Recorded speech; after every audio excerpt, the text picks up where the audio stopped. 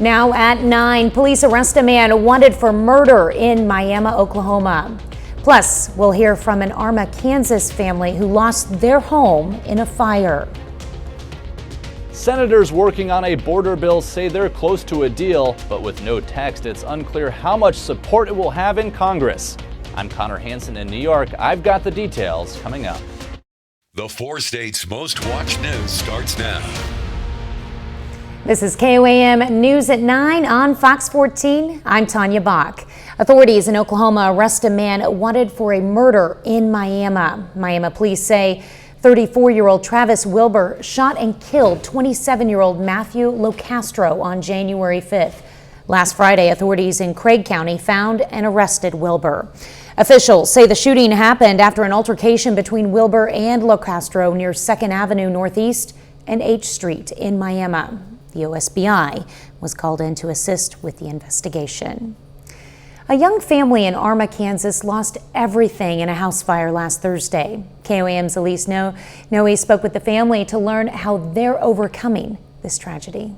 That's right, Tanya. Kaylee Ware and her fiance, Chad O'Banion, woke up early Thursday morning to the smell of smoke and quickly realized their home was on fire. Though the family all made it out safely, their house is destroyed and they are now trying to start over. It's honestly the last thing we expected to happen to us. Kaylee Ware and her fiance came back to visit their Arma, Kansas home days after it had been destroyed in an early morning electrical fire. At first, it was just like panic, get our kids out of the house, and then it turned into, once I got them taken care of, I looked and it was just devastating to watch my house burn down. We brought both of our girls home in it, so it was just kind of hard to see all those memories that we built in this house just kind of burn away. Kaylee and her fiance Chad are now trying to rise up from the ashes and start anew, something they say wouldn't be possible without the support of their community. We received a lot of clothes and diapers, which was tremendously helpful because we lost all of our diapers that we had just bought, and all of their clothes are pretty well gone, but we've received a lot of clothes. We're still needing household appliances like blankets and pillows. Through tragedy, Kaylee has found a positive outlook, something she says she does for her daughters. Our children read off of us and they feed off of our energy, so I've really tried to keep a positive energy for the girls. As hard as all of this is, it was just a house. Our family is the most important thing and they're safe and we're okay. Take it as a life lesson and grow from there. The couple will be looking to tear down the house and continue to live on property. Back to you, Tanya. Thanks, Elise. Well, Kaylee and her family are accepting donations from those who are willing and able to help. For information on how you can help, just visit our website at KOAMnewsnow.com. Well, Chief Meteorologist Doug Hetty joins us with a first look at weather. Well, it actually turned out to be a nice one for us today. Temperature is great. We finally warmed up. We had sunshine. We made it up to 62 during the afternoon hours. 33 is where we started. Average high is 46 degrees. So a pretty good chunk above where we should be for this time of the year. And it looks good right now. We're sitting at 47s. Joplin, also in Pittsburgh, we are dry. We're going to stay dry as we go through the overnight hours for us tonight. We do have a weak little cold front that's going to head in, so a little bit cooler for us tomorrow, but still it looks great. Temperatures are going to continue to slide back through the 40s into the 30s later on tonight. A few little clouds kind of skirting through. Besides that, not a whole bunch going on all the way out, really about the western half of the country. So this is going to be our weather as we go through the next few days. Highs into the 50s and 60s. Rain by the weekend. We'll look at that here in just a bit. All right, thanks, Doug. A Joplin police officer and an anonymous Good Samaritan joined forces to rescue a boy from an icy pond. Reports of someone falling through the ice at Mercy Park alerted Joplin police last night around 6. Now, authorities say a 12-year-old boy had fallen through the ice and his head was still above the water. A Good Samaritan and the Joplin police officer jumped into the water to rescue the boy, and Mets treated the boy on site for non-life-threatening injuries. The Good Samaritan left the scene without being identified. The Frontenac School District earns the Kansas Department of Education Commissioner's Award today. The award recognizes Frontenac as one of the top school districts in the state of Kansas. a distinction shared with only 5 other school districts across the state. Now, this is the 5th straight year the Frontenac School District has earned the Kansas Department of Education Commissioner's Award. Now, Frontenac is the only Southeast Kansas district and the largest district in the state to earn this highest honor. Because this actually goes out to all school districts, public and private, that we accredit in the state of Kansas. So you're talking about 286 public school districts and about another 90 private systems. And Frontenac is the only multiple recipient of the Commissioner's Award with highest distinction, which means they are graduating students and having them go on past high school at a rate that's unheard of. Well, as you can see, the kids celebrated winning the award by showing off some sweet dance moves. Well, some of the brightest in the 4 states took part in the 2nd annual Native American STEM Fair at Downstream Casino Pavilion today. Students from around our area showed off their STEM skills, competing in areas of science, technology, engineering, and math. For them, the goal wasn't just about competition. It was about using their skills to benefit the community. I hope that people know that renewable energy is a very big thing and can help you so much and save you a lot of money. Prizes were awarded for 1st, 2nd, and 3rd place in each division, as well as medals for overall winners in each division. Coming up, a new study recognizes how distressing feelings lead to overeating. It's a way of dealing with distressing feelings instead of simply satisfying hunger. Emotional eating is common in the U.S., and it's linked to weight gain, even obesity over time. That's according to a study published by the National Institutes of Health. Maddie Gaither has ways to recognize and avoid eating your feelings away.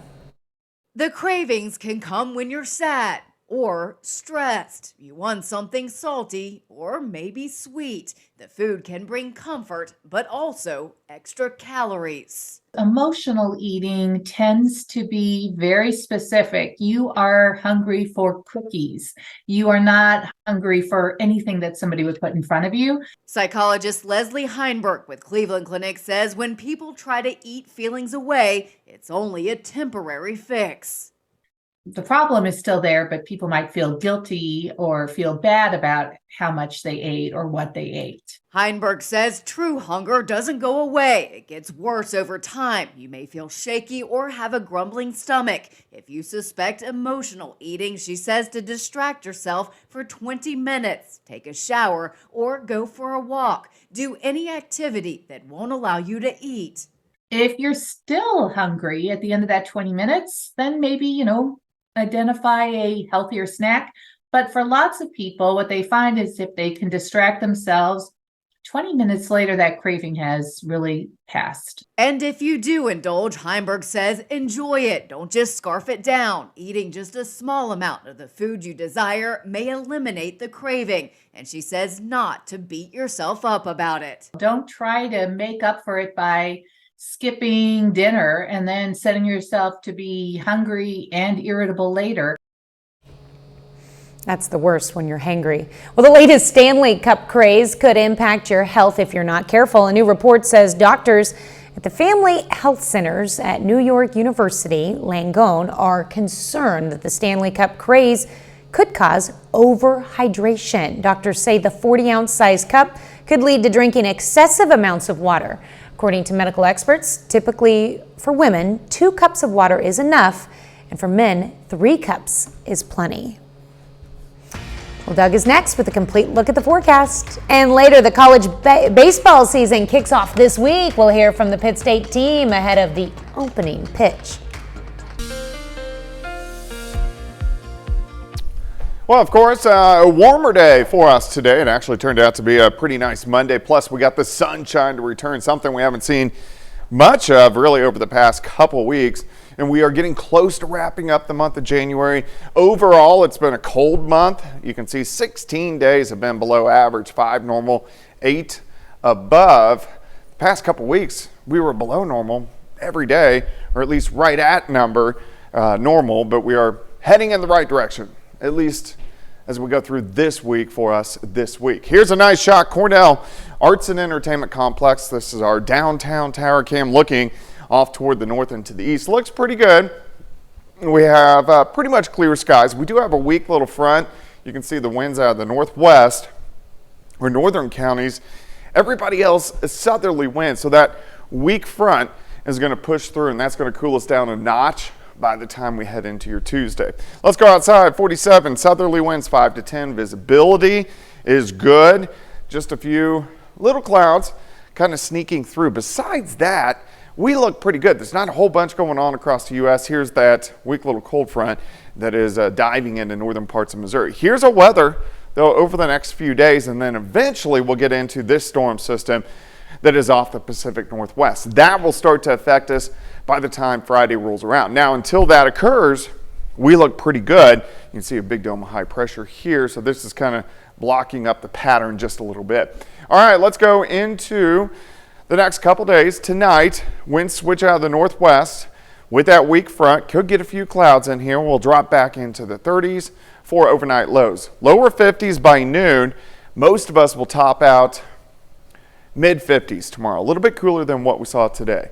53 in Nevada, 56 in Anderson, Veneta 59, Chanute up to about 57 degrees. Tomorrow night, dropping back again, we slide back into the mid-30s for overnight lows. And then once we get into Wednesday not bad. High temps back into lower 60s during the afternoon. So we look pretty good. Temperatures are going to be really pretty nice all week long. 37 to start, 49 by noon. Temperature up to about 55 tomorrow, which is still about 10 degrees above where we should be for this time of the year. But we know 60s on Wednesday, 60s, mid-60s on Thursday. Clouds will increase. We'll start to get some showers in here, especially Friday afternoon. And then this system's going to sit on us as we go into the weekend. So here's Saturday. Here's 2 p.m. periods of rain across the region. Rain sticks around Saturday night into Sunday, and then finally we'll start to taper off on Monday. 55 tomorrow, 61 Wednesday. Let's go 65 on Thursday, 60 on Friday with those showers increasing. And then looks like a pretty wet weekend. Highs into the 50s with on and off showers sticking around throughout the weekend. Well, you know, rain is always a good thing. Yeah, we always need it. Yeah, and some great days leading up to it, Yeah, it looks pretty good. I'm going to love Thursday. All right, thanks, Ted. Well, the Joplin Area Chamber of Commerce opens up nominations for its 2024 Business of the Year Awards. The awards will be presented at the Chamber's annual banquet to 3 businesses. And 1 for businesses that employs 1 to 50 employees, and 1 business that employs 51 plus, and 1 for not-for-profit businesses. For more information, including a list of requirements, head over to our website at KOAMnewsnow.com. Well, coming up, time to file those taxes. Tax season starts today, but despite a funding boost, the IRS is already behind. I'm Jerry Willis in New York. More coming up. Well, the tax season officially opens today, and the IRS is now accepting returns. The agency anticipates close to 129 million individual returns this year and says most refunds will be processed within 21 days. Now, the IRS does have a free file option for people with an adjusted gross income of $79,000 or less. And this year, there's a new software pilot program offered in 12 states. It's called Direct File. It opens to qualifying taxpayers in mid-March. Well, despite a funding boost, the IRS is already behind on working through taxes. Fox Business correspondent Jerry Willis has more. Tax season is officially underway, but the IRS is struggling to get its job done despite an infusion of billions of taxpayer dollars. Telephone service at the IRS is a mess, with fewer phone calls answered than the official numbers suggest. That, according to the National Taxpayer Advocate and IRS watchdog. The agency has said it succeeded in hitting its goal of answering 85% of calls it received on toll-free lines during the tax filing season. But NTA, in its annual report to Congress, says that the IRS numbers don't count all calls for help to the agency. When you do that, only 35% of calls were answered. Meanwhile, as the IRS put more resources to calls, unprocessed, amended returns stacked up. Some 1.9 million returns await resolutions compared to 500,000 at the end of 2019. NTA's Aaron Collins says this: the IRS cannot easily shuffle employees back and forth between answering phones and processing correspondence. Going forward, the IRS needs to find a way to move employees between those two functions more nimbly. The watchdog also finding extraordinary delays in helping identity theft victims, taking an unconscionable 19 months to resolve self-reported cases. All this despite the agency receiving tens of billions in taxpayer dollars through the Inflation Reduction Act and hiring thousands of workers since 2022. In New York, Sherry Willis, Fox Business. Up next, what a new survey shows about America's favorite frozen pizza brands. Well, most of us have a favorite pizza, but a favorite frozen pizza might not be easy to name. And now a new survey by Consumer Reports ranks the best frozen pizzas on the market. They focused on several aspects, including pizza flavors and the pricing. According to the report, Amy's Cheese Pizza, Red Baron Classic Crust, Four Cheese Pizza, that's specific, and Costco's Kirkland Signature Cheese Pizza are the ones worth stocking up on. Sorry, DiGiorno. 30 more minutes of news, weather, and sports is coming your way. A Holocaust survivor tells her story to students in McDonald County. Plus, senators near a deal to fund extra security at the southern border. You're watching the 4 States Most Watched News. This is KOAM News at 9 on Fox 14. I'm Tanya Bach. Students in Anderson, Missouri listened to a story of resilience through the words of a Holocaust survivor. KOAM's Amber Jenkins has more. Students at McDonald County High School gathered to learn history straight out the mouth of a Holocaust survivor. I realized that as one of the youngest survivors, I had an obligation. There are only, I think, less than 250,000 survivors left in the world now. And the ones that were bearing witness were dying or too old to do it anymore. And when that sunk in, I realized I had to do it. Erica Swartz lost her entire family except her mother during the Holocaust. It didn't teach me anything, because what it brought me was just incredible, depression and a very, very negative outlook on my own life and the world around me. Sadly, my mother never recovered. She never found peace. Counting her blessings and focusing on them was key to her happiness afterwards. A key she wants to pass on to the younger generations. I wish to God I had my family, but I have used that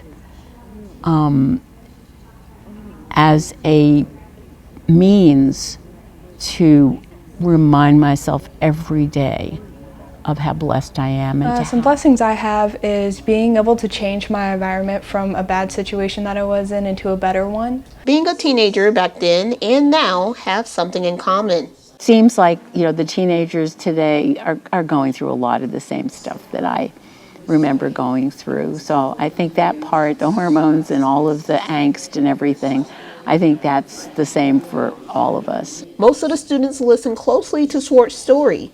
It's more impactful than a textbook. I feel like it had a little bit more of an impact hearing it from someone that actually survived, hearing the hurt in her voice whenever she talked about it, hearing the joys she had for the inspiration and the turning point in her life. So I would say it was a really good emotional roller coaster that you could relate to. Reporting in Anderson, Amber Jenkins, KOAM News.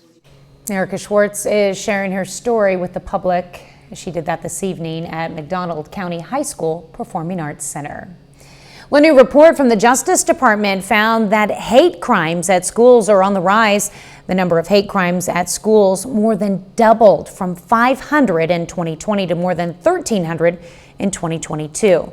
Of all the hate crimes in the U.S. in 2022, 10% occurred at schools, making it the third most common location for them. The most common spots are on the street or in a home. According to the report, most offenses involve intimidation, vandalism, and simple assault. Well, senators working on a bipartisan border deal still have not released all the details. The talks have been going on for months as pressure has ramped up for lawmakers to do something about record border crossings. Fox News correspondent Connor Hansen has more from New York. U.S. Border Patrol says illegal crossings hit an all-time high in December. The agency counted almost 250,000 arrests, up 31% from November and 13% from the previous December. Lawmakers leading negotiations on a new border law are starting to focus in on the details. This bill focuses on getting us to 0 illegal crossings a day. There's no amnesty. It increases the number of Border Patrol agents. It increases asylum officers. And yet the loudest opposition is coming from former President Trump. I notice a lot of the senators are trying to say respectfully they're blaming it on me. I said, that's okay. Please blame it on me. Please. Over the weekend, he begged to be blamed for blowing up the bill, and on Monday, he posted on Truth Social, quote, "The Democrats broke the border. They should fix it. No legislation is needed. It's already there." The bill would still include aid for Ukraine, Israel, and Taiwan, but the Biden administration still has to win over House Speaker Mike Johnson. He should give this administration the authority and funding we're requesting to secure the border. This all comes as House Republicans release articles of impeachment for Homeland Security Secretary Alejandro Mayorkas for his handling of the southern border. In New York, Connor Hansen, Fox News. President Biden promises to respond to the drone attack in Jordan yesterday that killed 3 U.S. service members and wounded more than 24 others. The incident was the first deadly attack on U.S. troops in the Middle East since the war in Gaza began. The White House blames Iranian-backed rebels for carrying out the strike. Iran has denied any involvement. Well, a bit later, how a local sporting goods store is gearing up for another trip to the Super Bowl for the Chiefs.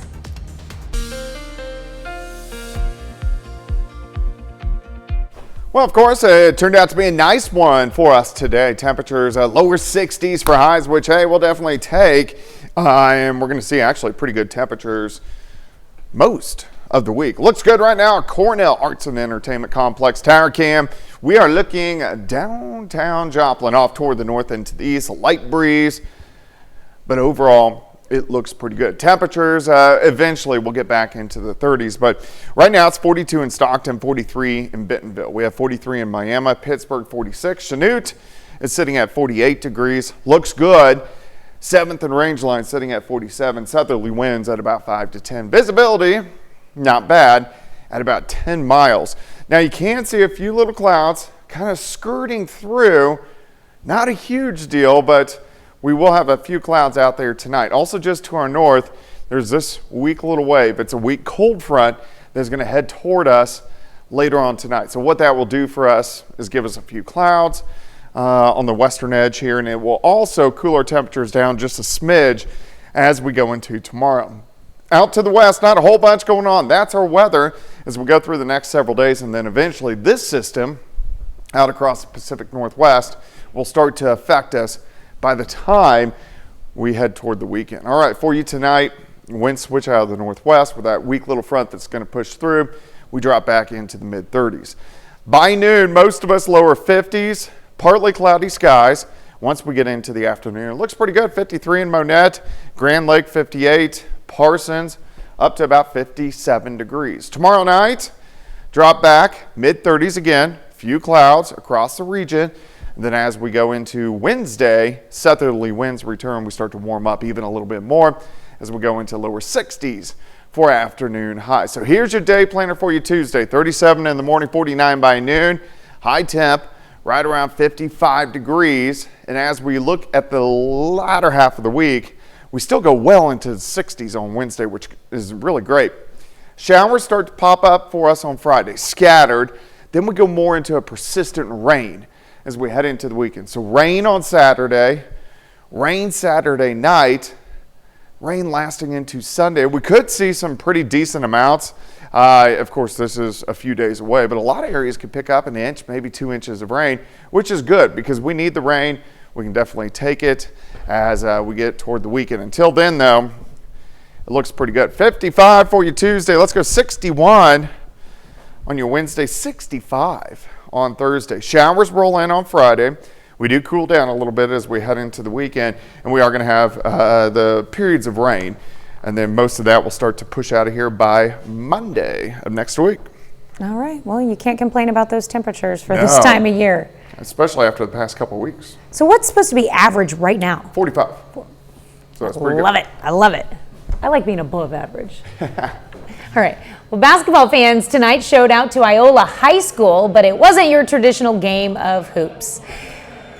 Teams from Allen Community College, Iola First Responders, Iola Pharmacy and Friends, and the Iola School District battled it out in a tournament of donkey basketball. Officials say it's a great way to get the community out together. Came to Iola because of our awesome Stuco sponsor, Mrs. Diane Koth. She's always looking for something to bring to the community for the kids and for the families. And so we did this probably 4 years ago. And it was a great time. Everybody had fun, so she brought it back this year. So yeah, it's great. Well, the tournament was sponsored by the Iola High School Student Council. Well, the Chiefs are headed to the Super Bowl, and as a result, many fans are looking for new Chiefs gear to mark the occasion. But as KOAM's Samantha Walker shows us, one store in Pittsburgh gearing up for the game says some apparel will look a little bit different this year. Stores like the Jocks Niche Sports in Pittsburgh are ready all season to help people represent the Chiefs. It's been up and down. They kind of had a strange season this year. People got excited, then didn't, and got excited, then didn't. But now with the playoff success, people should be really getting fired up for the Super Bowl. And a trip to the Super Bowl only makes things more exciting. And people are just excited, and we want to share that with them and get them the gear that they want. For local stores, the celebrations mean an uptick in sales. I mean, it's nice this time of year because we're usually retail's a little slower in January, February, so anything we can get to spark sales is always a bonus. But this year, some of the apparel at stores like the Jocks Knit Sports is going to look different. Unfortunately, the NFL and Nike no longer let the small guys carry the on-field shirts that the team wears for the AFC Championship or for the Super Bowl, if that matters, so it's a little challenging for us to get enough items, and the ones that people are looking for, unfortunately, they don't let us carry anymore. He says official Chiefs playoff shirts and hats can only be found at retailers such as Academy or on the NFL website. As usual, the small guy still gets stuck to him by the big guys, so it's unfortunate because we carried those items for years and now they no longer let us carry them. Despite the change, he says his store is still working to be prepared for Chiefs fans, with orders placed weeks ago. Yeah, it's a lot of work goes into it ahead of time, hoping that it pays off down the road for us. He hopes fans will continue to support local businesses this playoff season. Just support your local shops is all I can ask for. Avoid the online guys and the big retailers. They don't support the local communities like your local businesses do. In Pittsburgh, Samantha Walker, KOAM News. Well, the Chiefs will face the San Francisco 49ers in Las Vegas for the Super Bowl game on February 11th. Well, coming up in sports, Pitt State baseball previews its season, which begins in just a few days. Plus, NEO men's basketball tries to stretch its winning streak to 16. John Dales has highlights from that and more up next.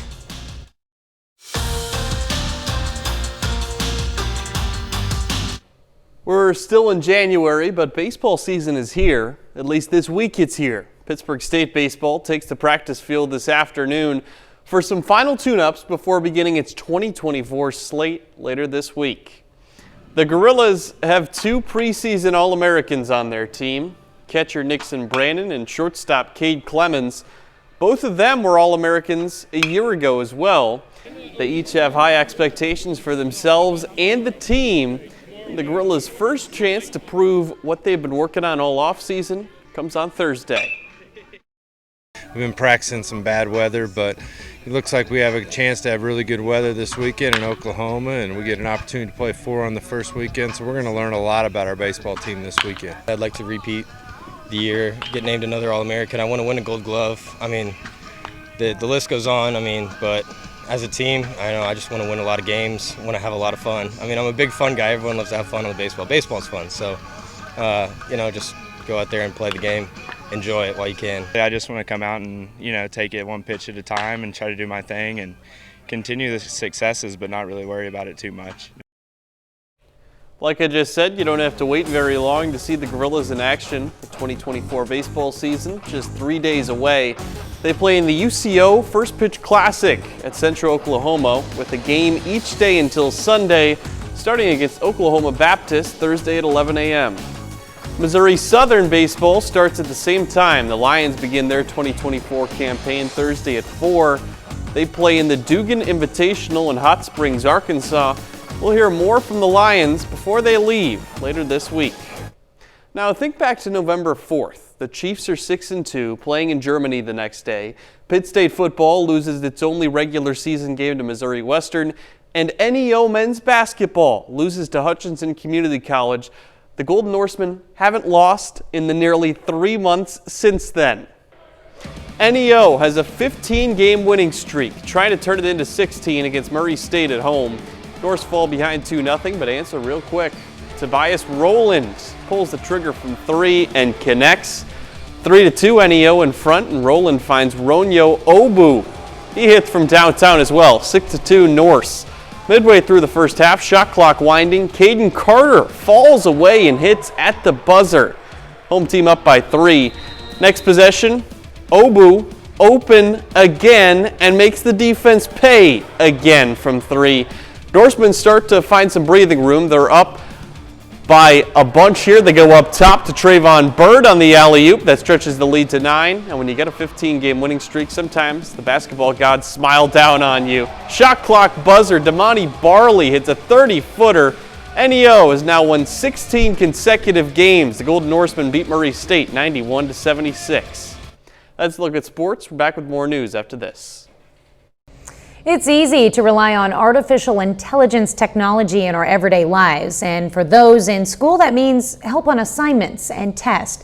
A company that tracks plagiarism finds more college students using AI. Fox's Sunny Tai tells us what some universities are doing to discourage academic dishonesty. A study sponsored by Turnitin shows 75% of the students surveyed would continue using AI even if their school banned the technology. As artificial intelligence evolves, school officials and faculty members are creating new guidelines and curriculums to adapt. A student could get through an entire class without doing any original work. So schools are trying to figure out how to keep them honest. Biola University decided against using AI detection software. We can't really police our way out of this, and it's not going to give us the best outcomes in terms of what we hope to accomplish in our educational goals. It might seem counterintuitive, but some of the best ways to promote academic integrity are really the old school methods of small class sizes, faculty-student relationships. Pepperdine University is using software like Turnitin to detect AI. Pepperdine has wisely, I think, stepped up to acknowledge the different uses across the subjects and are allowing faculty, within reason, of course, to use discretion and to use our professional judgment about the ways in which we're going to incorporate AI, how we're going to detect AI. A study sponsored by Turnitin finds both faculty and students believe AI tools are necessary to be successful in the workforce. And some students we spoke to are preparing themselves for a future filled with AI technology. I use it every day. There's different ones. There's Bard, Claude, ChatGPT, Bing Copilot. I've tried them all, and I'm doing research on them right now to see which ones I prefer or which ones I like better. It's been efficient, time-saving, and it's effective in being able to realize my idea better. But I guess the one thing is that I think I want to be careful even in terms of my own usage of AI, in terms of having to understand the basics and the fundamentals of animation of the things that I'm learning. The students, along with nearly half of the students in the Turnitin study, agree that AI has a positive impact on their learning. The study also shows a decrease in faculty who believe AI is negatively impacting education. In La Mirada, California, Sunny Sai, Fox News. Well, coming up, a couple of hit series return this week to highlight Fox's TV lineup. A series returns, competitions continue, TMZ investigates. It's all on Fox TV this week, and Fox's Ashley Dvorkin has a preview.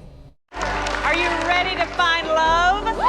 The return of Farmer Wants a Wife and the next round of Next Level Chef are part of what's hot on Fox. Can you help us find him? First, Monday is America's Most Wanted with hosts John and Callahan Walsh, bringing new cases to the audience of armchair detectives. Justice was never served. That's followed by TMZ Investigates Killing a Movie Star, Grave Injustice, looking back at the death of Hollywood star Dominique Dunn. It wasn't me. Tuesday, celebrities test their musical knowledge on Name That Tune playing for charity. Are you guys ready? Then 50 remaining players square off to become the new turf master on the floor. Sports Night Smackdown! Wednesday, it's a Sports Night episode of I Can See Your Voice and a reveal duet with Montel Jordan. Tell us how you two are related. Then guest famous family members of talented singers on We Are Family. Go, let's go! Thursday, Next Level Chef Season 3 auditions continue and 8 home cooks compete for the 5 spots to move forward, all showing off their culinary creativity. I'm always fascinated with the way they pivot, and then we get canned ingredients downstairs in the basement, and they're concerned about the blistered and bruised and battered vegetables.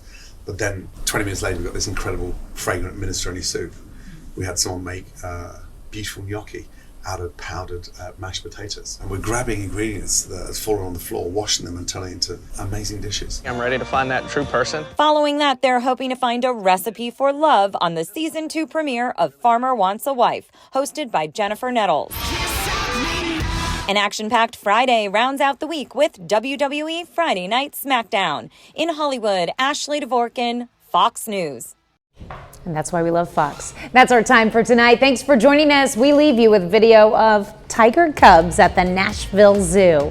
Have a great night and an even better tomorrow.